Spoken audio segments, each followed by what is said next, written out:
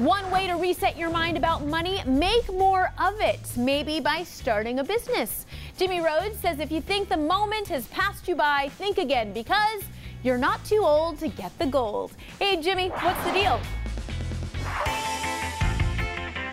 Forbes has its 30 under 30, Crain's has 20 under 20. And those lists send a message. If you haven't changed the world in your first 3 decades, you're done. It's quite pervasive, the belief that the great ideas come from very young people, but it turns out to be wrong. Kellogg School of Management professor Ben Jones used census data to assess the success of entrepreneurs at every age.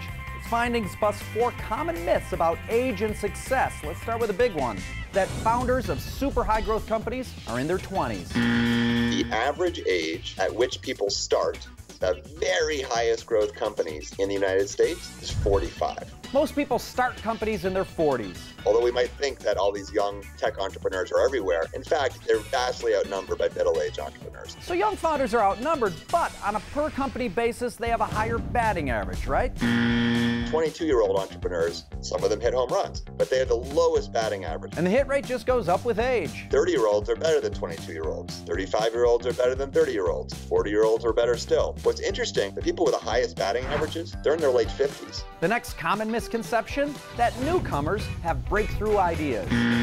Part of the myth of a young entrepreneur is that you want to come from outside the industry with a really fresh idea. You know, experience is almost a bad thing. But experience and success go hand in hand. It's highly correlated with having worked in the very narrow industry of the startup and having worked in it for a substantial amount of time. You really need to know what you're doing. Okay, but at least in the cases of wonderkins like Steve Jobs, Bill Gates, and Mark Zuckerberg, kid founders peak early, right?